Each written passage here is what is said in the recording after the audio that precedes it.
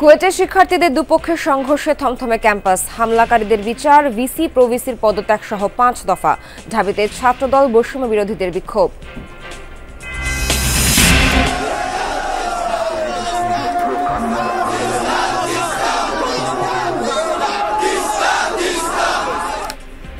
তিস্তার ন্যায্য হিস্সার দাবিতে উত্তরের জনপদ জুড়ে গণপদযাত্রা। অভিন্ন নদীর পানি পাওয়া করুণা নয়, অধিকার, বললেন তারেক রহমান। জোর করে অবৈধভাবে ক্ষমতা দখল করে রাখতে গিয়ে নিজেকে সে তাদের সেবা দাসীতে পরিণত করেছিল। গাজীপুরের কোনাবাড়ি কাশিমপুর সড়ক যেন ভোগান্তির নাম। খানাখন্দে ভরা সড়কে প্রায়ই ঘটছে দুর্ঘটনা। সংস্কার কাজের ধীরগতিতে ক্ষুব্ধ স্থানীয়রা। এদিক থেকে লোক আসে, এদিক থেকে লোক আসে, কোনোভাবে কোনো লোক পার হইতে পারে না। রাস্তার দেখাশোনার কত করা কোনো লোক নাই। মেরামতের নামে খানাখন্দ করায় আমাদের ফ্যাক্টরিতে ঠিক মতো শ্রমিকরা আসতে পারতেছে না।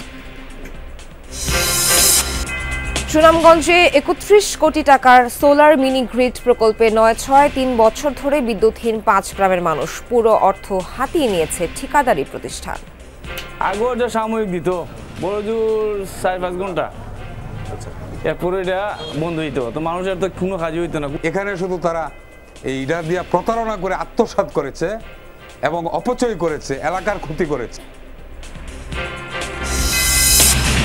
বান্দরবানের আলীকদমে 50টি সরকারি স্কুলে দেখা মেলে না শিক্ষকের। দীর্ঘদিন পাঠদান ছাড়াই তুলে নিচ্ছেন বেতন ভাতা। নির্বিকার কর্তৃপক্ষ। আমার স্বামীর পরিবর্তে আমি এখন পড়াচ্ছি। এখানে 5 জন শিক্ষক মধ্যে এখনো একজনও আছে না। বর্গা শিক্ষক রেখে সব উলটপালট হয়ে গেছে। নিয়মিত ক্লাস না করে এরা আবার শুধু প্রেজেন্টটা দিয়ে চলে যায়। 1.5 দশকের বেশি সময় ধরে বন্ধ বগুড়া সরকারি আজিজুল হক কলেজের 3 ছাত্রাবাস। মাদক সেবীদের আখড়ায় পরিণত হয়েছে পরিত্যক্ত ভবনগুলো। 19 মার্চ থেকে বাজারে আসছে নতুন নোট। থাকবে শেখ মুজিবের ছবি আর সাবেক গভর্নরের সই। পরিবর্তিত নকশার নোট পেতে অপেক্ষা করতে হবে মে পর্যন্ত। অনিশ্চয়তায় হিজবুল্লাহ ইসরায়েল যুদ্ধবিরতি চুক্তি। বর্ধিত সময়ও লেবানন থেকে হয়নি পুরোপুরি সেনা প্রত্যাহার। নিরাপত্তাই কারণ বলছে তেল আবিব।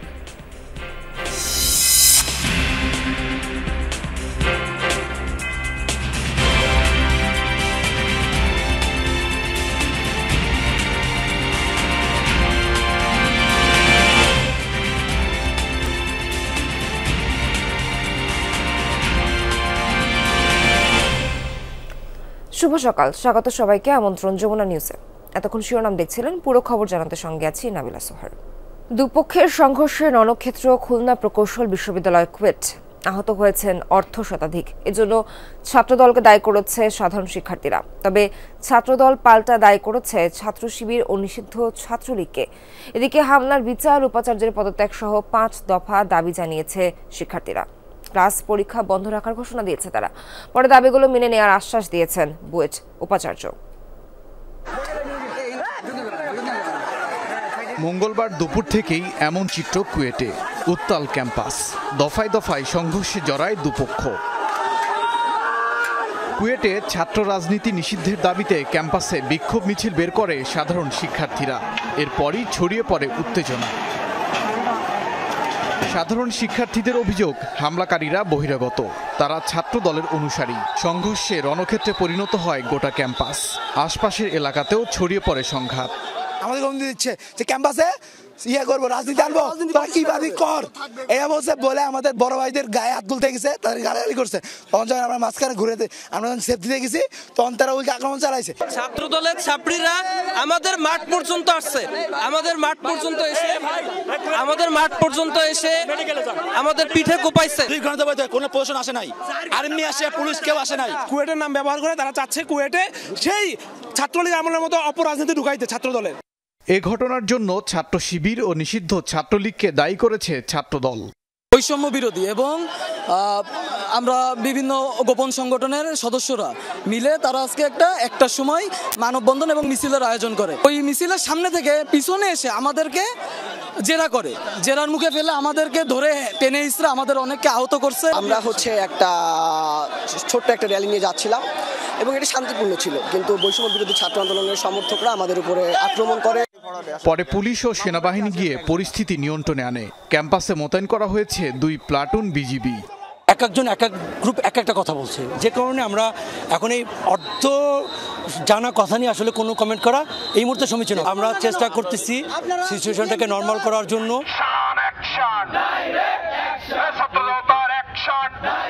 এদিকে কুয়েটে শিক্ষার্থীদের ওপর হামলার প্রতিবাদে খুলনা সহ বিভিন্ন স্থানে বিক্ষোভ করেছে বৈষম্য বিরোধী ছাত্র আন্দোলন। ওবায়দুর রহমান, যমুনা নিউজ। এদিকে কুয়েটে দুপক্ষের সংঘর্ষের ঘটনায় ঢাকায় বিক্ষোভ মিছিল ও সমাবেশ করেছে ছাত্র সংগঠনগুলো। কুয়েটে যে নারকীয় নির্যাতন হয়েছে তার তীব্র নিন্দা জানিয়েছে বৈষম্য বিরোধী ছাত্র আন্দোলনের আহ্বায়ক হাসনাত আব্দুল্লাহ। রাতে সংগঠনটির প্রতিবাদ সমাবেশে তিনি বলেন, বাংলাদেশে যারা ছাত্রলীগের মতো শিক্ষার্থীদের ওপর হামলা করবে তাদের পরিণতিও ছাত্রলীগের মতোই হবে। বলেন, ছাত্র রাজনীতি করতে চাইলে শিক্ষার্থীদের ভাষা বুঝে রাজনীতি করতে হবে। বুধবার বিকেল 3টায় টিএসসিতে আওয়ামী লীগের নির্যাতনের ভিডিও চিত্র প্রদর্শনী কর্মসূচি পালন করা হবে। কুয়েটে আপনারা আপনাদের পাওয়ার পলিটিক্সের আপনারা এখানে মহড়া দিয়েছেন। টেকনাফ থেকে তেতুলিয়া এই 56,000 বর্গ মাইলে আর পাওয়ার পলিটিক্সের কোনো ঠিকানা হবে না। কুয়েটে ছাত্রদল নেতাকর্মীদের ওপর সশস্ত্র হামলার প্রতিবাদে ঢাকা বিশ্ববিদ্যালয়ে বিক্ষোভ মিছিল করেছে বাংলাদেশ জাতীয়তাবাদী ছাত্রদল। মিছিলটি টিএসসি থেকে ভিসি চত্বর হয়ে আবার টিএসসি গিয়ে শেষ হয়। মিছিল শেষে বিক্ষোভ সমাবেশ করে ছাত্রদল। নেতাদের অভিযোগ, সাধারণ শিক্ষার্থী ও বৈষম্য বিরোধী ছাত্র আন্দোলনের ব্যানারকে অপব্যবহার করে বাংলাদেশ জাতীয়তাবাদী ছাত্রদলের নেতাকর্মীদের ওপর নৃশংস হামলা চালিয়েছে ছাত্র শিবির ও নিষিদ্ধ ঘোষিত সংগঠন ছাত্রলীগের সশস্ত্র সন্ত্রাসীরা। ছাত্রদল জানায়, কুয়েটের ঘটনায় তাদের জড়িয়ে সুনাম নষ্টের ষড়যন্ত্র করা হচ্ছে। ফর্ম পূরণ করেছিল, তাদের এক প্রকার বিনা উস্কানিতে হামলা করেছে। সেই হামলার আমরা বাংলাদেশ জাতীয়তাবাদী ছাত্রদল ঢাকা বিশ্ববিদ্যালয় তীব্র নিন্দা ও প্রতিবাদ জানাই। তারা একটি মব ক্রিয়েট করে সাধারণ শিক্ষার্থীদেরকে বোঝাতে চাচ্ছে যে বাংলাদেশ জাতীয়তাবাদী ছাত্রদল সেই বিগত ফ্যাসিবাদের দোসর সন্ত্রাসী ছাত্রলীগের কায়দায় ক্যাম্পাসগুলোতে আধিপত্য বিস্তার করবে কিনা। এদিকে কুয়েটে সাধারণ শিক্ষার্থীদের ওপর হামলার নিন্দা জানিয়েছে ছাত্র অধিকার পরিষদের সভাপতি বিনিয়ামিন মোল্লা। 24 ঘন্টার মধ্যে হামলাকারীদের গ্রেফতার করে শাস্তির আওতায় আনার দাবি জানান তিনি। পরে ঢাকা বিশ্ববিদ্যালয়ের মধুর ক্যান্টিন থেকে কলম এবং মশাল মিছিল বের করে তারা। মিছিলটি রাজু ভাস্কর্য হয়ে শাহবাগে গিয়ে শেষ হয়।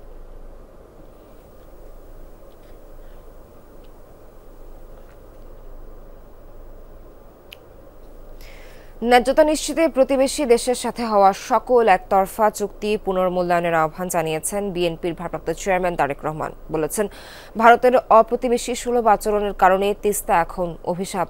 তিস্তা রক্ষায় উত্তরের জনপদে 48 ঘন্টা লাগাতার কর্মসূচির শেষ দিনে তিস্তা মহাপরিকল্পনা বাস্তবায়নের আশ্বাস দেন তারেক রহমান। তিস্তা পাড়ের মানুষকে আহ্বান জানান আগামী জাতীয় নির্বাচনে বিএনপির পাশে থাকার। লালমনিরহাটের সহকর্মী আনিসুর রহমানকে সঙ্গে নিয়ে রুবেল হোসেনের ক্যামেরায় সাইফুদ্দিন রবিনের রিপোর্ট। জাগো বাহে তিস্তা বাঁচাই, এই স্লোগান কেবল তিস্তা নদীকে বাঁচাতে নয়, নিজেকে বাঁচাতেও। কেননা উত্তরের মানুষ মনে করে তিস্তা বাঁচলেই বাঁচবে জনপদ আর তার মানুষ। তাই তো নদী রক্ষার পদযাত্রা রূপ নেয় মানুষের সমুদ্রে।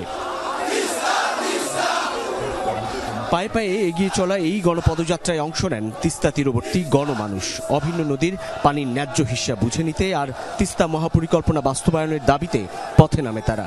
লালমনিরহাট তিস্তা সেতু থেকে কাউনিয়া পর্যন্ত যেতে যেতে তিস্তা নদী রক্ষা আন্দোলনের প্রধান সমন্বয়ক জানান, মহাপরিকল্পনা বাস্তবায়ন হলে জলাধার নির্মাণ হবে, হবে নদী খনন, নাব্যতা ফিরে স্বাভাবিক হবে পানি প্রবাহ। আমরা মনে করি অতি সত্বর ভারত আমাদের দাবিটাকে মেনে নেবে এবং তিস্তা মহাপরিকল্পনার যে দাবি দীর্ঘদিন, সেটা যাতে এই সরকার বাস্তবায়ন করে এই এলাকার ছিন্নমূল মানুষের পুনর্বাসনের ব্যবস্থা করে। জাগো বাহে তিস্তা বাঁচাই, এই স্লোগানে তিস্তা রক্ষার এই গণপদযাত্রা রূপ নিয়েছে জনসমুদ্রে।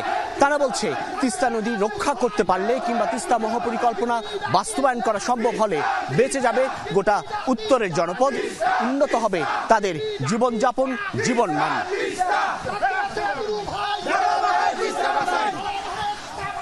গণপদযাত্রা শেষে সেই তিস্তায় আবারও প্রতিবাদ। বিস্তীর্ণ বালুচরের মধ্যকার সরু তিস্তার পানিতে সৃজনশীল কর্মসূচিতে উত্তরের জেগে ওঠা মানুষ।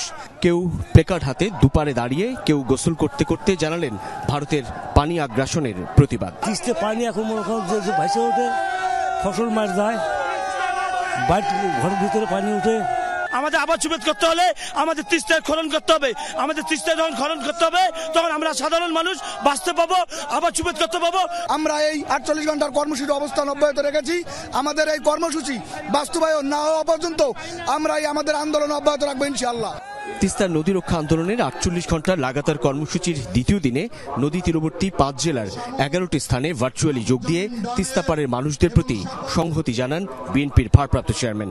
বলেন 54টি অভিন্ন নদীর পানি প্রাপ্তি উজান দেশ ভারতের করুণা নয়, ভাটির বাংলাদেশের অধিকার। তিস্তা সমস্যার সমাধানের জন্য আমাদেরকেই আমাদের বাঁচার পথ খুঁজে নিতে হবে।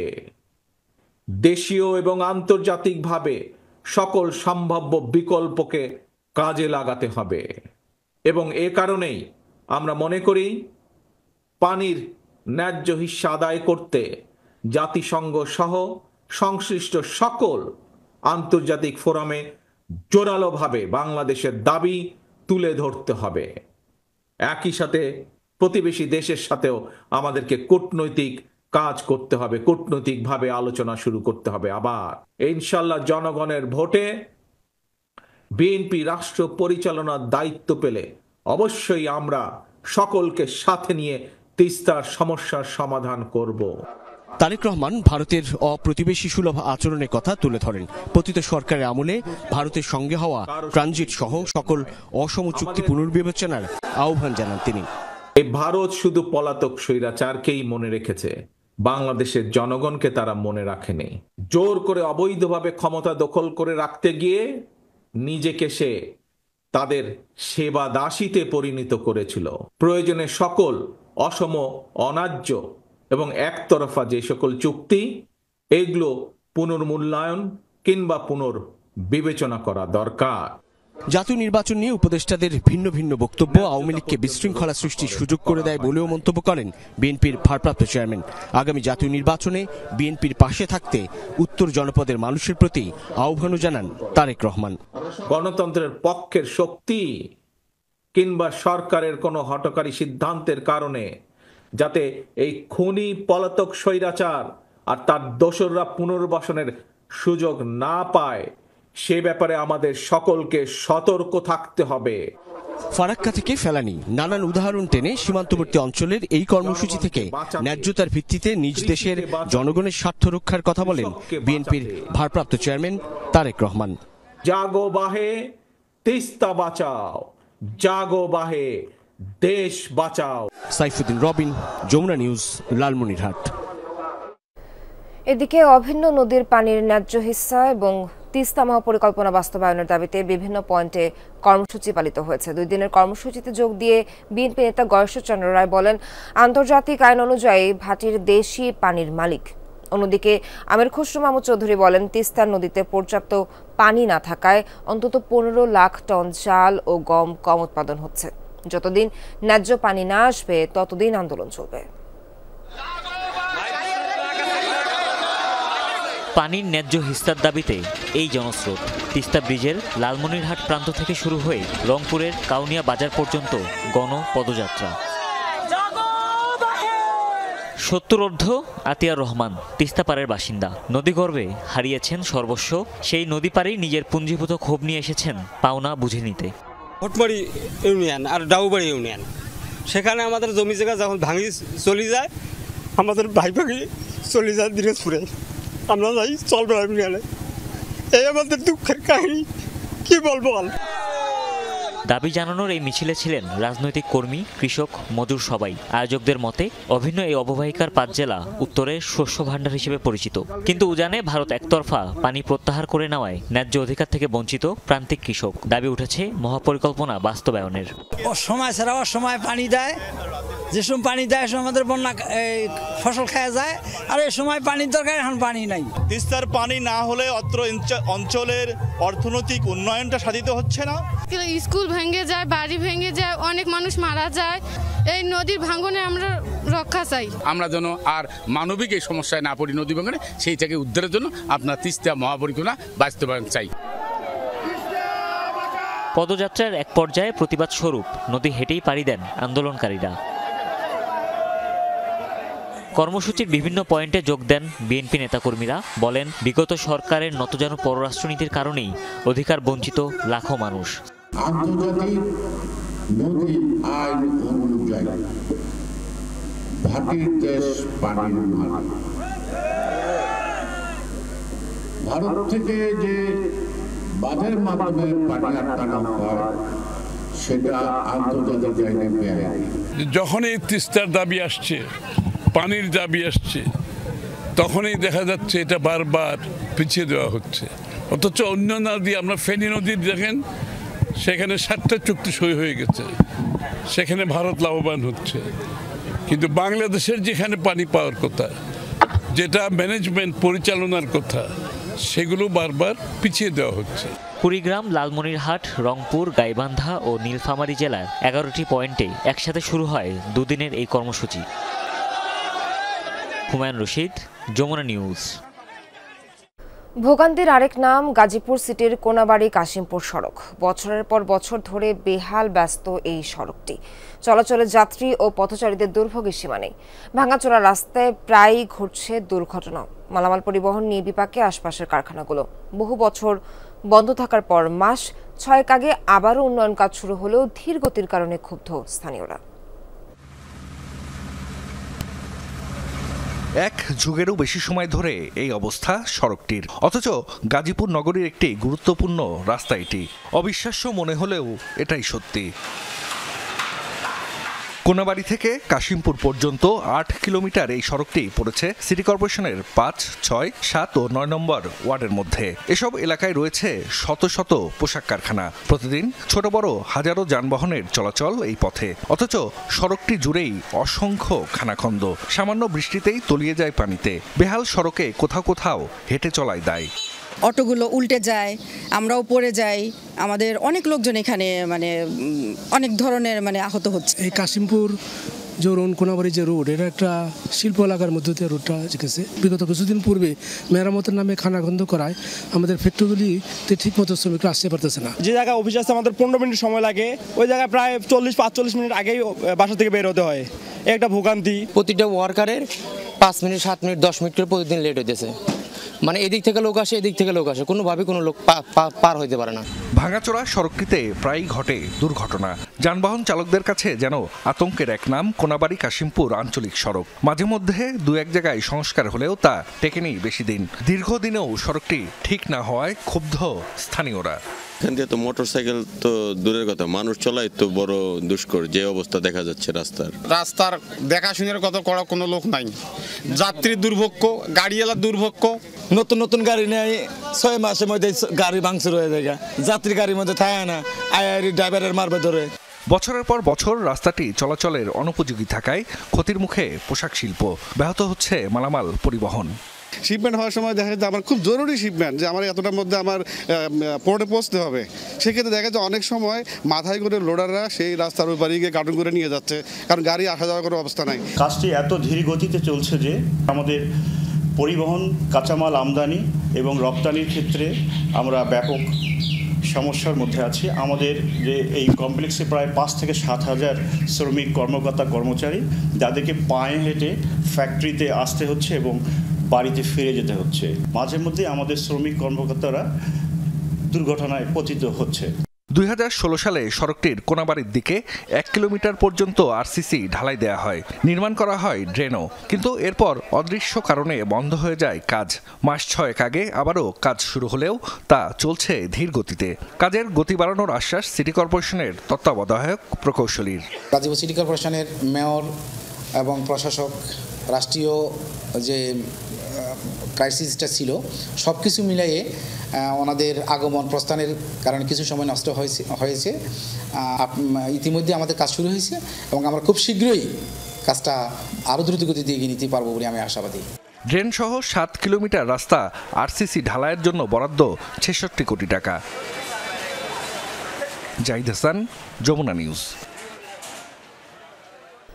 এ বিষয়ে আরো জানাতে যুক্ত হচ্ছেন সহকর্মী পলাশ প্রধান। পলাশ, কোনাবাড়িতে আছেন এই মুহূর্তে। কোনাবাড়ি মোড়ে সকালের চিত্র কেমন দেখছেন জানতে চাই, আর দুর্ভোগ কমাতে আদৌ কি কোনো পদক্ষেপ নেওয়া হচ্ছে কিনা একটু জানাবেন।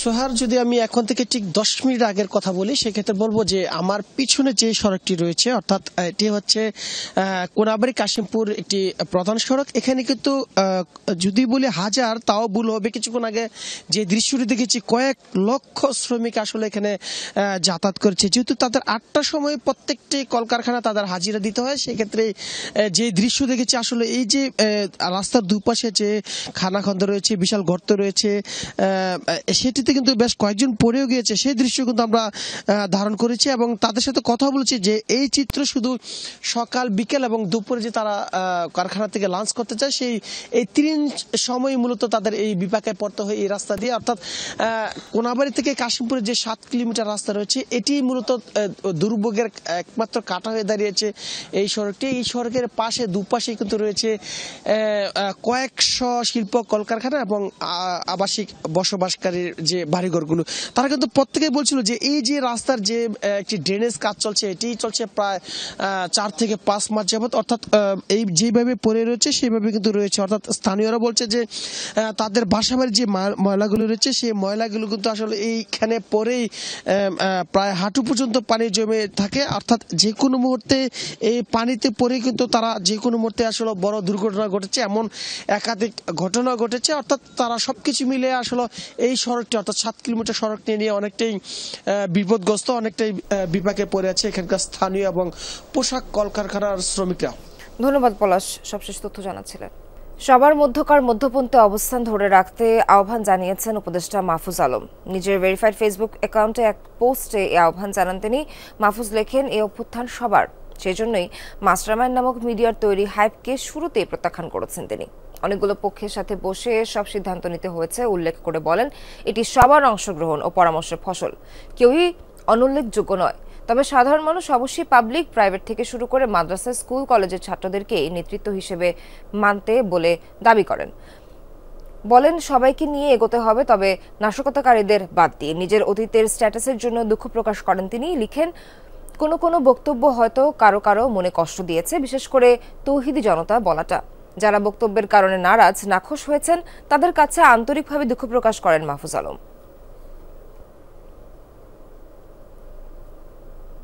প্রায় 3 বছর ধরে বিদ্যুৎহীন কাটছে সুনামগঞ্জের 5 গ্রামের মানুষের দিনরাত। অথচ তাদের ঘরে বিদ্যুৎ পৌঁছে দিতে 2013 সালে নেওয়া হয়েছিল দক্ষিণ এশিয়ার বৃহত্তম সোলার মিনিগ্রিড প্রকল্প। 31.5 কোটি টাকার প্রকল্প থেকে মাত্র 1 বছর সুবিধা পায় গ্রামবাসী। এরপর উৎপাদন বন্ধ করে দিলেও পুরো টাকাই হাতিয়ে নিয়েছে ঠিকাদারের প্রতিষ্ঠান রহিম আফরোজ। সুনামগঞ্জের হাওর বেষ্টিত শাল্লা উপজেলার 5টি গ্রামকে বিদ্যুতের আওতায় আনতে সোলার মিনিগ্রিড প্রকল্প হাতে নেওয়া হয় 2013 সালে।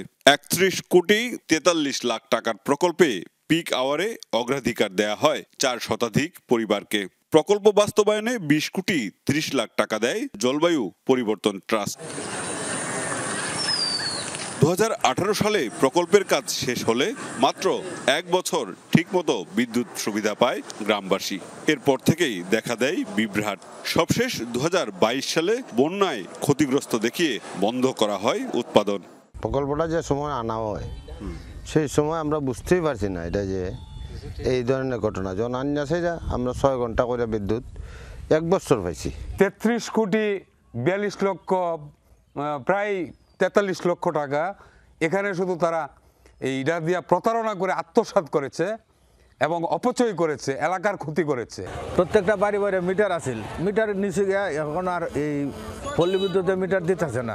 আগে ওটা সাময়িক দিত বড় জোর 4-5 ঘন্টা, আচ্ছা এরপরে এটা বন্ধ হইতো, তো মানুষের তো কোনো কাজই হইতো না, কোনো কেউ ভাত খাইতেও পারে না নিত গিয়া। শর্ত পূরণ না হওয়ায় প্রকল্পটি গ্রহণ করেনি পিডিবি, অথচ চুক্তি অনুযায়ী প্রায় সব টাকাই নিয়ে গেছে ঠিকাদারি প্রতিষ্ঠান। প্রকল্প পরিচালক বলছেন এসব কিছু জানা নেই তার।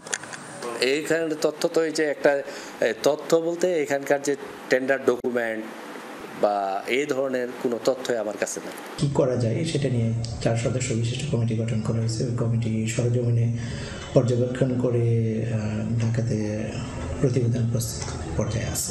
শর্ত ভঙ্গের কথা স্বীকারও করলেন এই কর্মকর্তা। প্রজেক্টের পিএসি এবং প্রভিশন অ্যাকসেপ্ট সার্টিফিকেট এবং এফএসি পরে হ্যান্ডওভার হয়, কিন্তু এটা পিএসি হয়েছে কিন্তু এটা এফএসি হয় নাই, কারণ এফএসি শর্তগুলি যে বিজার সেটা পূরণ করে নাই, পূরণ না করাতে তার পেমেন্টও হয় নাই, পেমেন্টও দেওয়া হয়নি। প্রকল্পটি বাস্তবায়ন করে ঠিকাদারি প্রতিষ্ঠান রহিম আফরোজ সানটেক কনসোর্টিয়াম। শর্ত অনুযায়ী 5 বছরের রক্ষণাবেক্ষণের দায়িত্বও তাদের। জানালেন বন্যার ক্ষতিতে বন্ধ হয়ে যায় উৎপাদন।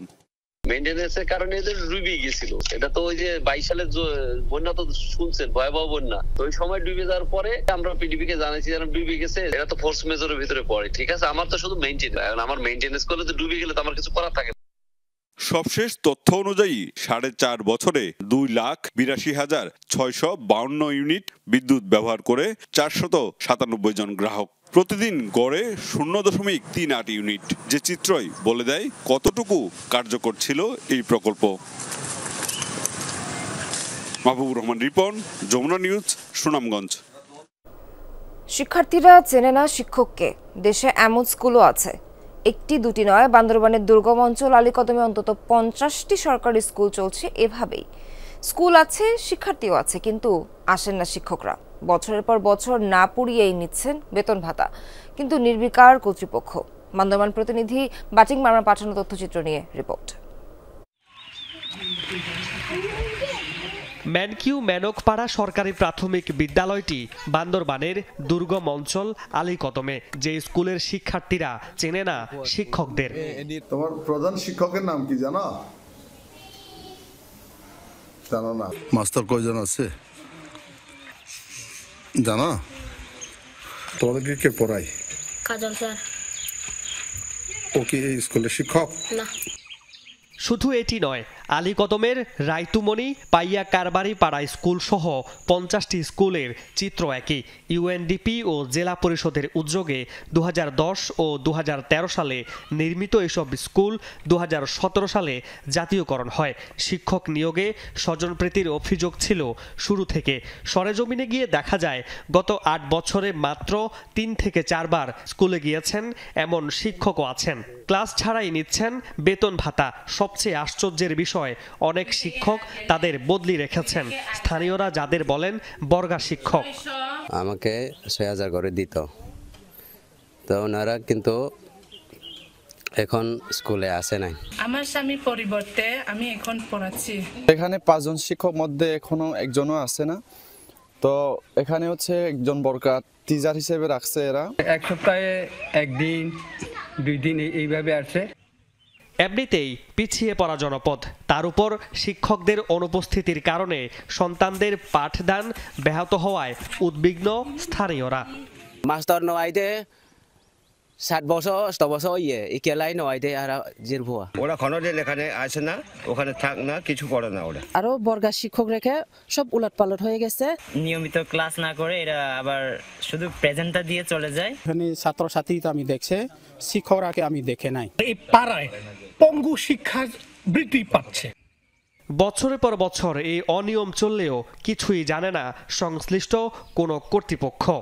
এখানে পরিদর্শন করে সত্যিকারের অর্থে কি চলছে সেখানে সেই প্রতিবেদন আমরা পাওয়ার পর আমরা যথাযথ ব্যবস্থা করব, যাতে আমাদের এতে কোনো ব্যত্যয় ঘটবে না।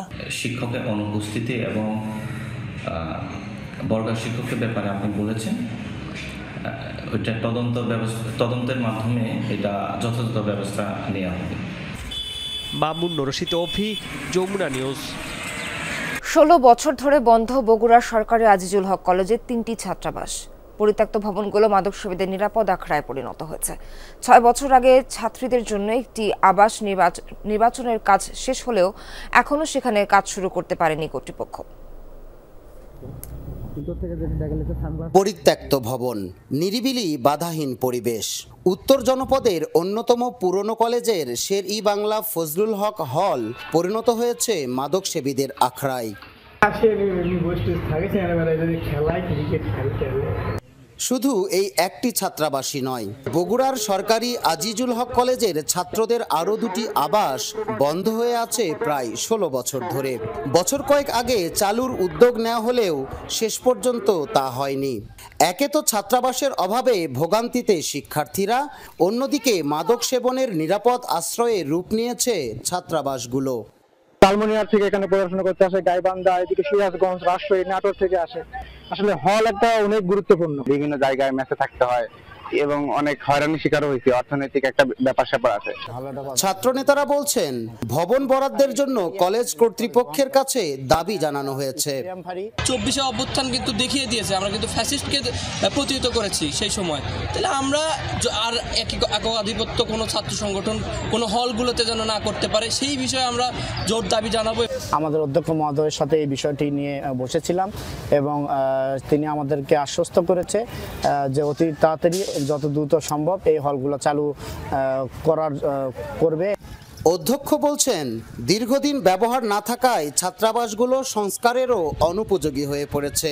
এগুলোর জন্য দরকার বড় অঙ্কের বরাদ্দ। তবে 6 বছর আগে নির্মাণ কাজ শেষ হওয়া দ্বিতীয় ছাত্রী আবাসটি শিগগির খুলে দেওয়ার কথা বলছেন প্রতিষ্ঠান প্রধান। এই 16-17 বছরে চালু যেগুলো ছিল সেগুলো স্বাভাবিকভাবেই ব্যবহার না হওয়ার ফলে ব্যবহার অনুপযোগী হয়ে পড়েছে। মেয়েদের হল একটা নতুন তৈরি হয়েছে, আমরা আশা করছি খুব অল্প সময়ের মধ্যে এটা অল্প কিছু সংস্কার করতে হবে, হয়তো এটা আমরা চালু করব ইনশাআল্লাহ। 2009 সালে ছাত্রলীগ ও ছাত্র শিবিরের সংঘর্ষের জেরে একযোগে বন্ধ ঘোষণা হয় এই কলেজের শের-ই-বাংলা ফজলুল হক হল, শহীদ তিতুমির হল ও শহীদ আক্তার আলী মুন হল। মেহেরুল সুজন, যমুনা নিউজ, বগুড়া। ঈদ উপলক্ষে নতুন নোট ছাড়তে যাচ্ছে বাংলাদেশ ব্যাংক। 19 মার্চ থেকে 25 মার্চ পর্যন্ত বাণিজ্যিক ব্যাংকের বিভিন্ন শাখার মাধ্যমে বিনিময় করা হবে এই নোট। তবে এতে থাকছে না নতুন গভর্নরের সই, এমনকি থাকবে শেখ মুজিবুর রহমানের ছবিও। সংশ্লিষ্টরা জানান, নতুন ডিজাইনের নোট পেতে অপেক্ষা করতে হবে মে মাস পর্যন্ত, যেখানে থাকবে না শেখ মুজিবের ছবি। ঈদ আসলেই বাড়ে নতুন টাকার চাহিদা। বিষয়টি মাথায় রেখে প্রতি বছর ঈদে নতুন টাকার যোগান বাড়াতে বিশেষ উদ্যোগ নেয় বাংলাদেশ ব্যাংক। এবারও পবিত্র ঈদ উল ফিতর উপলক্ষে নতুন নোট ছাড়তে যাচ্ছে বাংলাদেশ ব্যাংক। 5, 20 এবং 50 টাকার নতুন নোট বিনিময় করা হবে বাণিজ্যিক ব্যাংকের 80টি শাখার মাধ্যমে। বাংলাদেশ ব্যাংক জানিয়েছে, চলতি নোটের মতো নতুন টাকাতেও থাকবে শেখ মুজিবের ছবি। পরিকল্পনা করি যে 2 ঈদের সামনে যেহেতু একটা ফেস্টিভ মোডে থাকে জনগণ এবং তাদের একটা আগ্রহ থাকে নতুন নোটের প্রতি ফ্যাসিনেশন, এই জন্য বেশি পরিমাণে নোট ছাড়া হয় 2 ঈদকে সামনে রেখে। এবারও তার ব্যতিক্রম না, কিন্তু এবার আপনারা আমাদের সার্কুলারের মাধ্যমে ইতিমধ্যে অবগত হয়েছেন, এই মুহূর্তে ছাড়া হচ্ছে তুলনামূলকভাবে কম ডিনোমিনেশনে মুদ্রামানের নোট, 5 টাকা, 20 টাকা এবং 50 টাকা, এবং এই 3 প্রকার ভাঙতি নোটের কিন্তু এই মুহূর্তে একটু ক্রাইসিসও আছে। ঈদ উপলক্ষে মোট 211 কোটি টাকার নতুন নোট বিনিময় করা হবে। এসব নোট ছাপানোর কাজ প্রক্রিয়াধীন থাকায় ডিজাইনে পরিবর্তন করা সম্ভব হচ্ছে না বলেও জানান বাংলাদেশ ব্যাংকের মুখপাত্র। নতুন ডিজাইনের নোট আমরা মার্কেটে ছাড়বো, এটি একটা নীতিগত সিদ্ধান্ত আছে। শুধু সিদ্ধান্ত না, এটা সিদ্ধান্ত বাস্তবায়নে প্রক্রিয়াধীন আছে। কিন্তু এই যে এখন যে নোটগুলো ছাড়া হচ্ছে, এগুলো যেহেতু প্রায় সমাপ্ত ছিল, এই বিপুল পরিমাণ নোট তার কাগজ অপচয় করার মতো অবস্থায় বাংলাদেশ ব্যাংক এই মুহূর্তে নেই। আর যদি নতুন ফরম্যাটে এই ডিনোমিনেশন নোট ছাড়তে হয়, তবে সেটা কয়েক মাস সময়ের ব্যাপার। নতুন গভর্নরের সইযুক্ত এবং নতুন ডিজাইনের টাকা বাজারে আসতে আরও 2-1 মাস সময় লাগবে। সে টাকায় শেখ মুজিবের ছবি থাকবে না বলেও নিশ্চিত করেছে বাংলাদেশ ব্যাংক।